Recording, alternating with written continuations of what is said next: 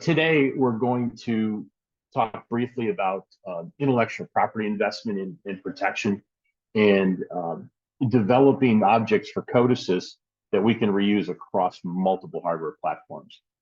It's issues that we've had multiple clients talk about, wanting more advanced objects, things that we can create investments for and reuse them across other hardware platforms, I/O platforms, drive systems. And we'll talk a little bit about that. I think Chris has already kind of walked through the bios for everyone. I'm Mark Massa at Plant-IQ, and Matt Knight is with EMR Associates. So today's agenda, we'll just talk a little bit about challenges from the field. Issues with technical resource pool. I think we're all seeing manufacturers have new technology that's coming out to the market space. We've all been looking to hire personnel, training, what's coming out of universities today. The pool seems to be shrinking. So we've all looked at different areas in the industries and other industries to get technology and getting personnel to assist. Our vendor-specific solutions. We'll talk about some of the proprietary manufacturers, what they have, and what we've been using to try to combat that. They have a lot of manufacturers present as open, but as you delve deeper into it, find proprietary aspects of it. Challenges of manufacturers for minimizing downtime, flexibility and remote support, as well as challenges we've all faced recently and continue to face in supply chain and technology obsolescence. So a little bit of the technology that we're seeing demand for and how some of the products that we've been accessing through the market to solve it is hardware agnostic PLCs, issues that they're having with, obviously clients see the technical resource pool also shrinking.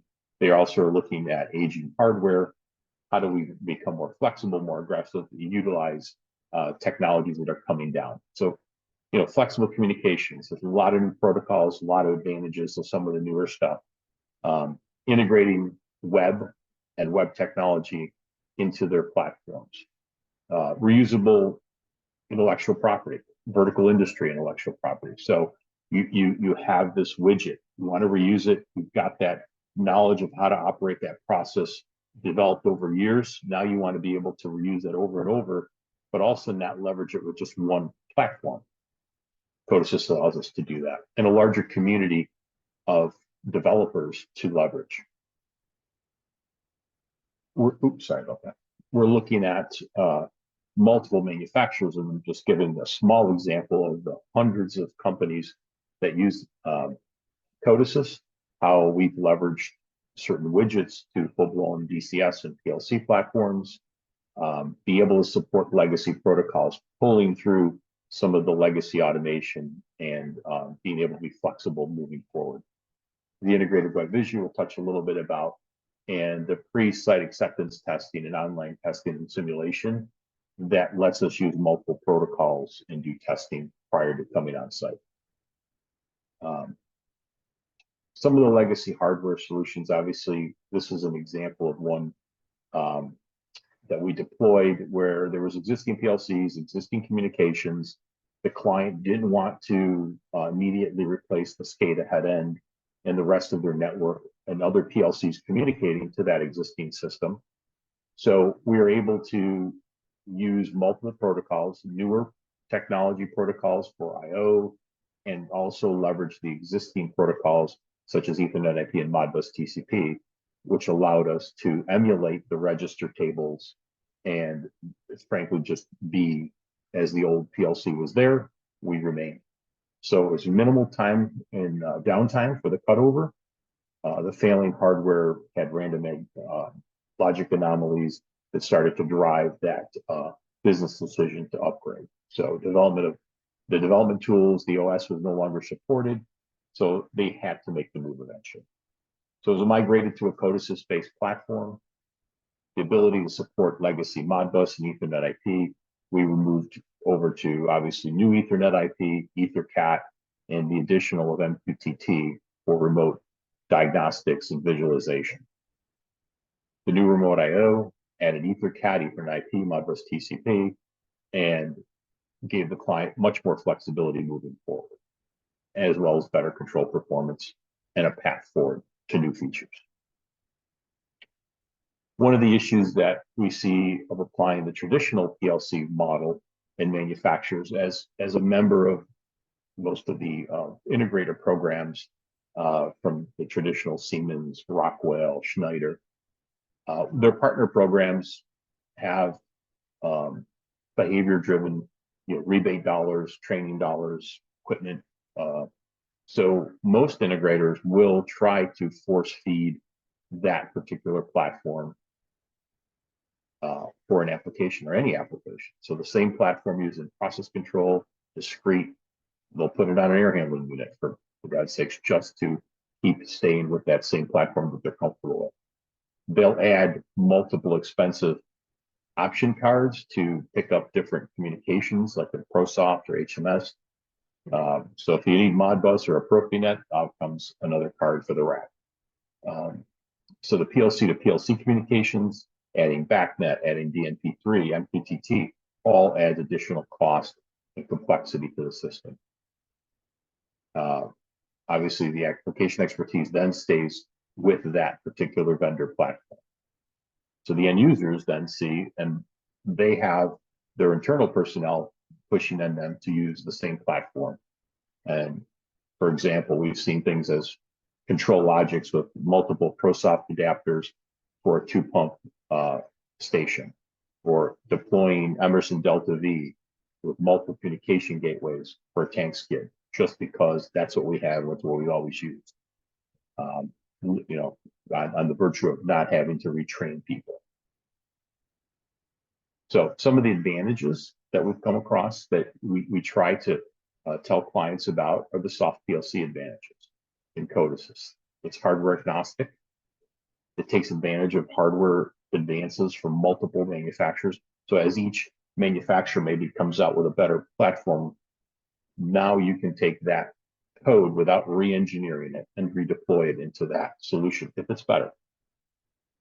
It eliminates the need for gateways and in-rack protocols, adapters. As the newer protocols are being added to the CODESYS runtime, you're not having to add new hardware to it. You can simply upgrade the software. It allows for flexibility of our I/O platforms. Pick what you stock, pick what you like, pick what's reliable for you, and pick what protocol you prefer. We leverage the advances in the IT and the OT into the OT environment. So some of the newer things like Docker and being able to add plugins and things like that are now being brought into the OT environment. MQTT, we're having now be able to share data across multiple applications without being an industrial application per se. There are larger pool of suppliers and support personnel. Bear with me a second. So the CODESYS runtime solves a lot of those problems with support of the IEC standards for programming. But we also add multiple protocols, flexible processor support, and operating system support, as well as now these new advantages of adding Docker and Linux applications that you can bolt on alongside. The development of these reusable objects across multiple vendor platforms allows us to invest in a solution and be able to amortize it across multiple applications. And we'll go into some of that a little later in this presentation, where we talk about valve control objects, It allowed multiple actuators to coexist on a network in a seamless fashion for the client.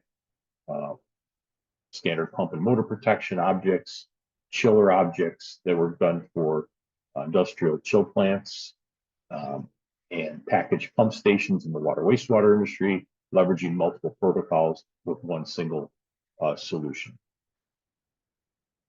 We talked a little bit again about the flexible mix and match solution. May not always be, some clients may prefer to have one vendor of hardware, and that's okay. But as we're finding with the supply chain issues where things are harder and difficult to get, but also the ability to have more robust I/O and a processor you're familiar with as a CPU, or maybe the CPU's underperforming and much higher performance CPU on the market, you have the ability to mix and match today. So with CODESYS at the core of it, we have CPUs that you can select from hundreds of manufacturers. I/O protocols, select the best one for your application. You can mix and match the I/O platforms, pick the best I/O that makes sense for you, and you have the flexibility. Now you can reuse those objects of software code within any of those platforms, in any of the protocols, in any of the I/O structures. And it becomes options to our supply chain issues.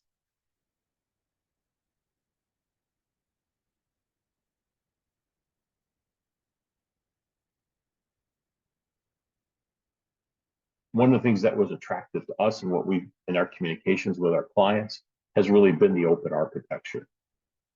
The complete library of all the industrial protocols that are common today, as well as more of the IT applications and protocols, but also the flexibility of some of the edge technologies, IoT technologies, things like Node-RED, Docker, the virtualization of the application testing.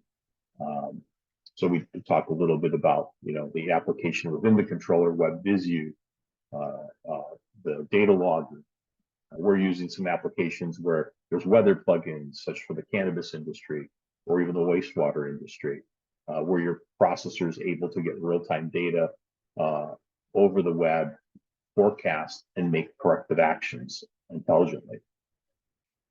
Direct interaction with the operator. There's obviously some apps that you can download and see interaction with WhatsApp, Telegram into your control system in a secure fashion, as well as cybersecurity plugins. So we'll talk a little bit about the industry challenges that everyone's aware of. There's a loss of critical knowledge. We're not finding the replacements. Utilities are even more, not only the brain drain that's associated with that and the retirement, but people that are entering that skilled trade. The skilled trades are hurting. Retiring baby boomers, we've talked about that over the years more and more, and we're starting to see more of that aging workforce retiring, and the technology coming backfeeding that isn't there. So in our utilities, we find that our strategic management within their boards, they are essentially waiting for that person who's been operating their facility all these years. They retire, and then the search begins for the replacement. So there's a gap somewhere in there for months, year plus, where they have to either rehire that personnel as a consultant, or some of them go without. And so there's a period of time where all of the handoff that would have made sense didn't happen. And now the utility is in a loss of its key operator, its key knowledge, all the cheat sheets we talked about, they're all gone.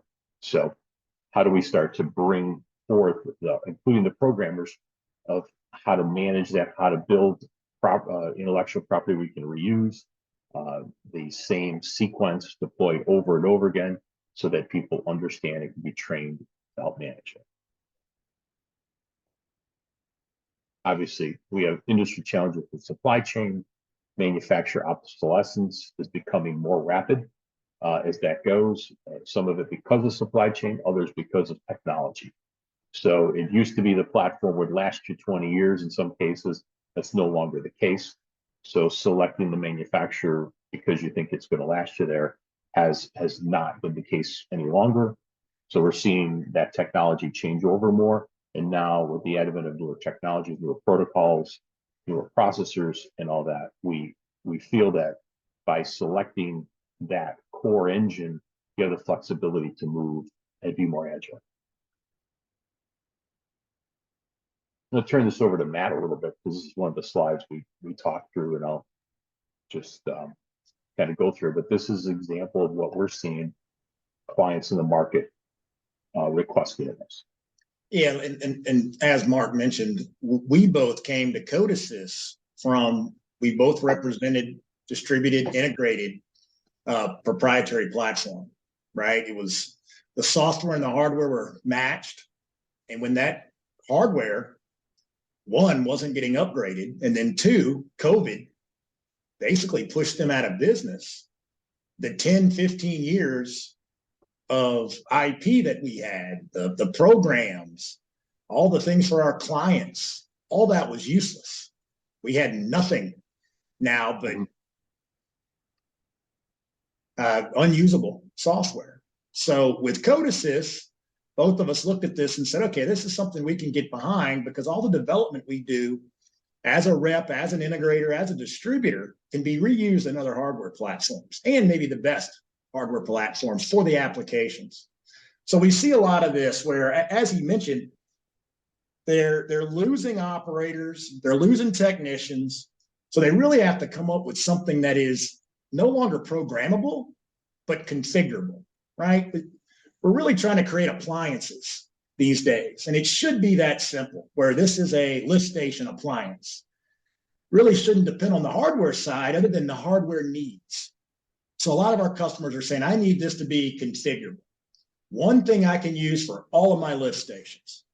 I need to have something on board so that if I lose communication to my SCADA, if I lose communication to the HMI, I still have logging on board. Because if they have floods or they have a pump failure, EPA will come down on them. They have to have something there for traceability, that this either ran or it wasn't running or there was no overflow, and they can't rely on their communications for that because you have a critical failure point there. So you all want it on board. And then if you're going to go that far to have trending on board, then you really want the whole appliance to do everything needed. So alarming, history, notifications coming directly out of the appliance. And then the next biggest level is, okay, my SCADA fails. How do I control this? So having some way with integrated web server to be able to dial in or get directly to that asset now allows you, my SCADA's gone, my server's crashed. I've got an iPad sitting here that I can still get network connectivity. I can still control the asset.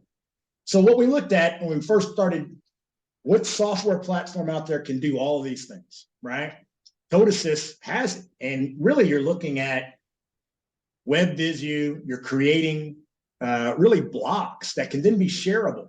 That's another thing, right? If you're partnering with other integrators, partnering with larger companies, or having the manufacturers themselves create the CODESYS function blocks, so that it's very easy to drop in now to multiple hardware platforms and take control of those products.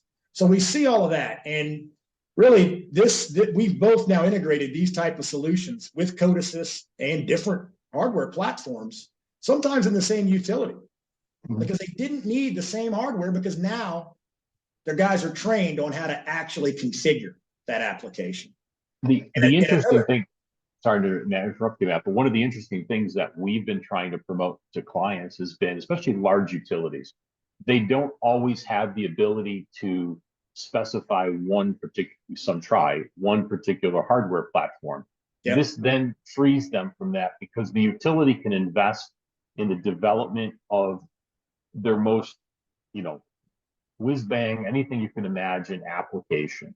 And that application then can be turned over, because they're a utility, in the specification, so that any hardware supplier that wins the proposal, this is the code or the sequence that we want you to use, so that our personnel have been trained on it, they understand it, that application has been vetted for them, and it's the way that they want it. Now they have the ability to select any hardware, any solution provider, and turn over that object to them to be reused. And as that object needs to be matured, they can do that. They can engage someone to do it for them or do it themselves. But then every project that's deployed is the same look and feel, the same sequence, that people understand it, but it may not be the same hardware platform. And that's a key thing moving forward. It definitely is. And then looking at the hardware platform so that it allows easy maintenance. So USB sticks, right? Holding all the programs. So the guy doesn't have to have a laptop in the field. He can easily reload a piece of hardware. And now he's back up and running without having to remember how to use a laptop. Because at the utility level, they're not using laptops every day. And obviously, with anybody that's not out there working on these things or programming, they're not going to remember it. So it becomes a maintenance nightmare if you haven't done some of these key features to make it easy. And this also transcends not only this water wastewater industry, or this lift station application that we talked about, but an OEM, a skid, some of the embedded functions that their startup personnel need, but may not want to expose that to the rest of facility or their plant SCADA system. Then this can be embedded within WebVisu, some of the diagnostics, even the MQTT for reporting back to their data center of performance of their piece of equipment. That's all embedded and portable within that solution, and not have to engage the end user's SCADA system or integrator or anyone else. So even from an OEM perspective, it adds a lot of functionality. So one of the things that we talked about in that previous example was this duplex lift pump station. And I'll let Matt talk a little bit more about it, but this application that we've kind of both done in different industries, but it's development of that advanced application library that can be reused, this repeatable code with minimal rework. And clients then can be turned over this block, let's call it, and it becomes a DIY kit for them for future deployments. They can buy the hardware they want, they can reuse the object, and have the solution that their people are trained on and understand with minimal engagement of system integrators or anyone else. But the drop-in and configured doesn't compromise them for the future.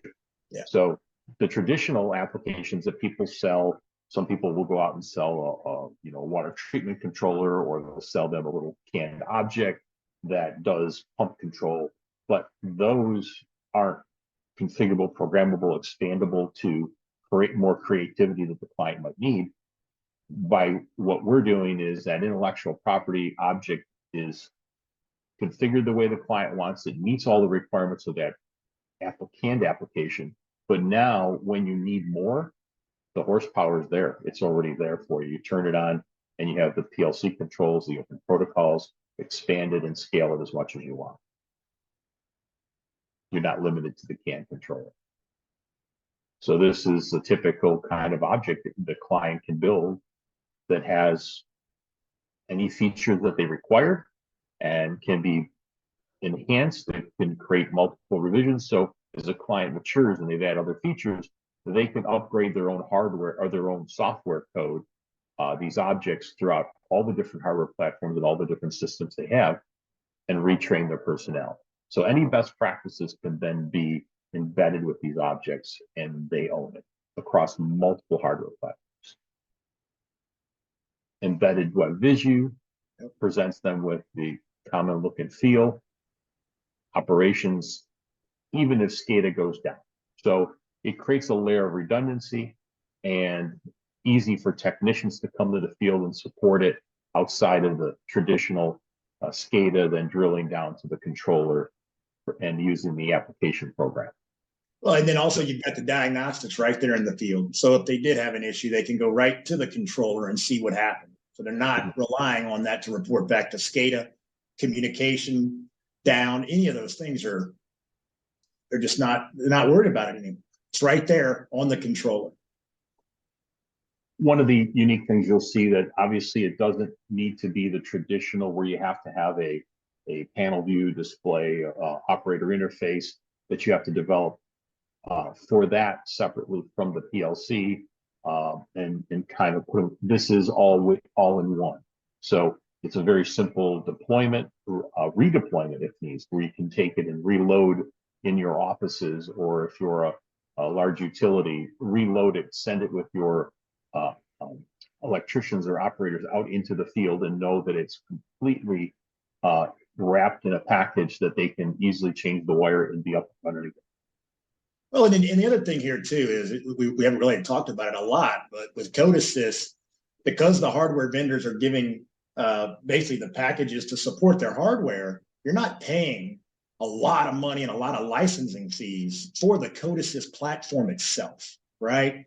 And that allows these technicians to have the CODESYS running wherever they might want it, so they can, if they had to make a change or they had to get into the code, it's a lot easier than worried about a rev or worrying about, do I have that licensed on this particular laptop? So we go back and talk more about that reuse, right? So utilities now aren't married to reuse. We're going to have some screens here, some drives, but now you're not linked to one particular drive manufacturer or anything like that. So when you can create an object that leverages the unique features of that drive and bring them forward, but now your library can be built out, and it's hardware agnostic from a CPU perspective. You can build the object for a particular manufacturer's drive, which a lot of people have that, but it's for that hardware manufacturer. Here's my plugin for that PLC vendor.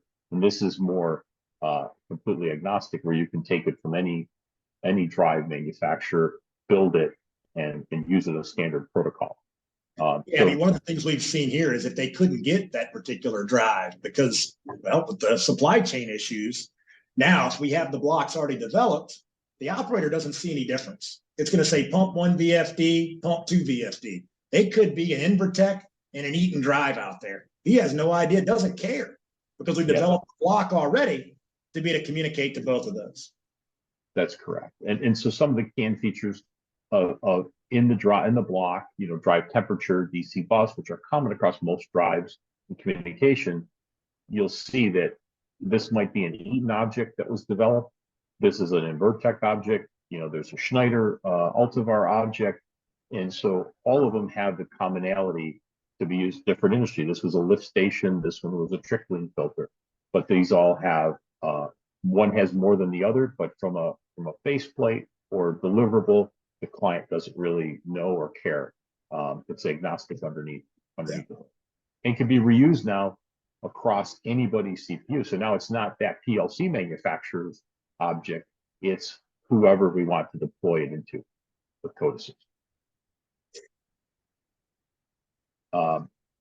Developing this library. So this is where we encourage a lot of our clients to develop the object or let us develop it for them, where you can take, and this is a particular Rotork valve. It was a proprietary PAC scan and was migrate to the client's desire to be more open and reusable objects. So we created valve objects. This has obviously a lot of diagnostic close counts, open counts, and torque, and statuses, alarms, alerts if the valve fails. But this now can be deployed over and over again, whether it's one valve or 100 valves. And now that also allowed for the ability of a common user interface across multiple different actuators. So with the proprietary network that was there before, it was only that valve manufacturer and only that functionality. And as that migrated off, now you have the ability to commingle, once again, a supply chain issue, commingle other valves as required. It's not preferable from a spare parts perspective or maintenance understanding, but it's able to be done. Yeah. And the operator has no loss in functionality. So, and they're no longer locked to a single actuator in that particular perspective. Flow objects, that once again, talking about taking what clients have been asking for and building the statistics, in this case for flow, and making it a reusable object over and over again. And we're doing this within the controller, regardless of the SCADA platform. And this allows for direct uh, uh, connection of this information to the client. And it's really kind of agnostic of the SCADA platform that it's there also. So we always know that we have these objects as required. Well, and what's nice too is once the object's developed, you can map it to Modbus, Ethernet IP. It really doesn't matter at that point. You can have data tables inside that looks the same for any SCADA. So this object, obviously from a flow perspective, doesn't care if it's coming from Profinet, Ethernet IP, EtherCAT, what other device, a flow meter directly, right? Yeah. Communicate directly to the flow meter. So like Matt was saying, this object is just reusable code within any device, any protocol. It's just a standard set of functions that as we get a best practice, we try to enhance it. So kind of moving forward a little bit, and we'll talk, about this AI, obviously, but key performance indicators and starting to get that technology with MQTT, and we'll show some examples later on, where presenting the data and being able to have simple rule engines is like phase one, where clients can start and look at interdependencies and create some alerts.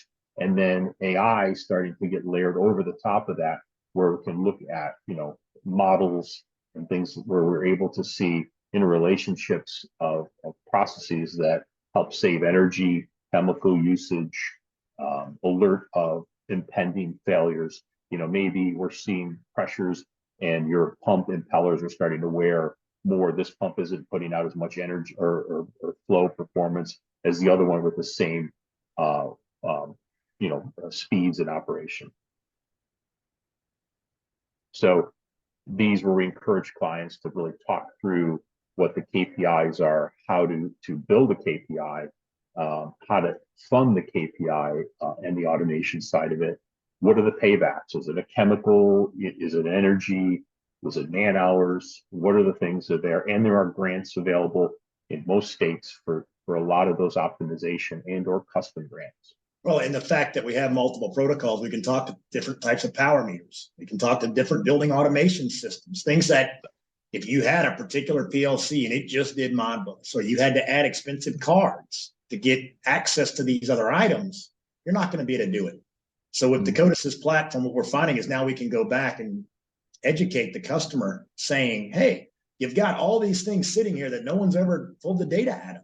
We can now do that with the same controller you're using to turn things on and off. That's right. And with the advent of MQTT, what we're finding is this open standard now has allowed us to share what was traditionally the industrial software, an industrial thing, and over the OT side of the fence. Now that's allowed us to share information to other applications, other personnel, different consulting engineers and things like that through other applications. It allows for advanced analytics and reporting in a secure fashion and leveraging some of the new IT technologies more rapidly and adopting that. It's secure. It also allows utilities to share data without compromise. So they, some of the more historian in the cloud type of solutions, now we can share that information to consultants, to other personnel without having to delve into the SCADA systems. Yeah, they're not directly dialing into the system anymore. They're not accessing the SCADA database. And this is one of the beauties of CODESYS. When we first looked at this and the customer said, I want to get my information to the cloud. I want to be able to share it easily. I don't want to go through licensing costs or the data in the cloud. We took the MQTT, the IoT libraries, and there was an example right there that you could download, and it probably saved, I don't know, 50% of the time it would have taken to write this on our own.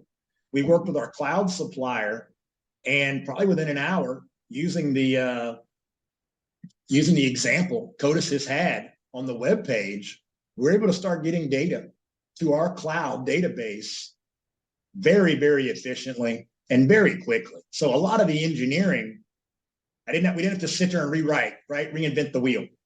And these are two lift stations where we're sending from CODESYS, MQTT. We're sending up flows, we're sending level information. And then in the cloud, we're doing totalizations per day. And the customer was able to share this with their consulting engineers to understand we do have infiltration of water in our system, right? It's a big, big issue in the States where rainwater is getting into their sewer and it's causing their pump stations to overflow or not keep up, or they're running all the time, having all kinds of issues. So this was able very quickly and easily to send the data that was already being collected there locally. It was sent to SCADA, but now we had another way of getting it into the cloud, into the customer's hands, and now they could really manipulate it how they wanted once it was in that cloud database. So one of the things that not only this is, we've kind of heavily used in the water wastewater industry, but in other industries where we're taking the data and pushing it to a cloud historian that can consume the data and present it to mechanical engineering consultants, for example. We're doing upgrades in central plants, and they need to see their profile. What's their baseline usage? What's pumps in their peaks? What are the flow rates? So they use all that, as well as the water wastewater, where the civil consultant needs that to understand their modeling. Now, instead of consuming your personnel's time having to generate reports out of SCADA and do all that extra work, and then have to go back again and again until they get all the data sets they need, you can present this view, and they can consume the data, slice and dice it any way they want. And it's secure, it's not connected to your SCADA. And a one-way connection, right? It's just going into the cloud. There's no way to get back now. So the nice part is, because we started with a CODESYS PLC and a CODESYS solution, we were able to do this, right? We might, if other PLCs, other hardware vendors, we might have had to add a whole nother appliance, a whole nother asset, who knows, to get this data. But because we started the right way, we were able to build upon what we already provided to that customer. There's less layers between the actual running controller and this, where others may have many more, like edge devices, software layers, licensing layers that have to be bridged to get you to here. And what it allows you to do is use the hardware that's going to be the best, right? I mean, I do have to give a plug to Consta that's going to be on here later. Yeah. He helped put the example together for the controller that this was running on. Mm-hmm. But he used the MQTT example that's on the CODESYS website. We just made sure it worked on our controller. And then the engineer was able to take that and integrate it into his already running lift station controls. So once again, we talked about that integrated approach, and we just looked at this particular utility, but this was a slide that allowed us to present that data, real-time flow and measurement, sub-billing to larger manufacturers, having visibility into flows and pushing that through MQTT. Energy now being able to be aggregated across data from meters, pulling them through all the stations in real time, aggregating that through and pushing it against real-time energy metering.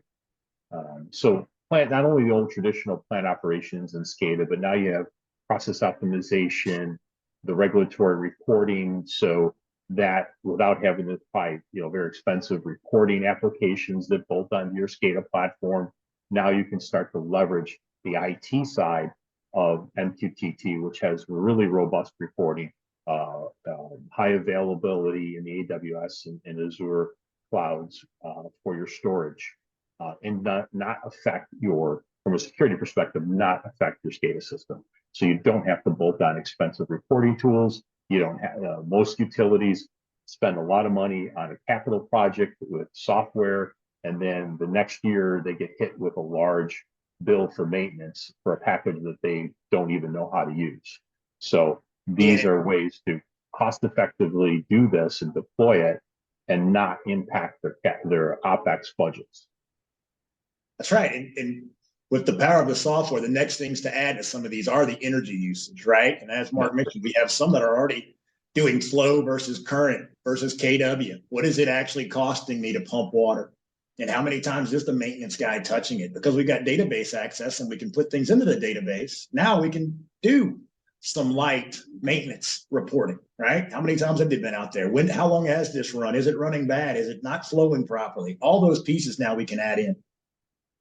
And one of those cool things is that the advanced objects that are being developed are not only for the large high-end systems, but they're really inverting this, and we're able to take those really advanced functions and deploy them into small applications because we're able to take it and put it into a CODESYS. And I know Chris hates this, but you can put this in a Raspberry Pi and it, I know. It might not run but a day, but it will run.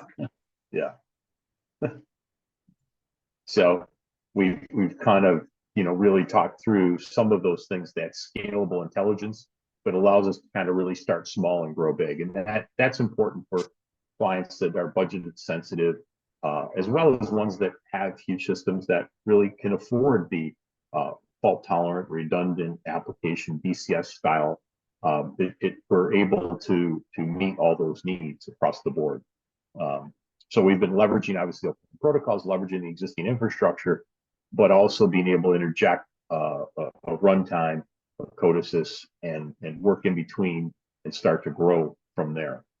And it lets them, free to leverage the best-in-class hardware from their applications. It's hardware agnostic, and that's how we present it to our clients. And I apologize for that. And that's it. Sorry. Thank you.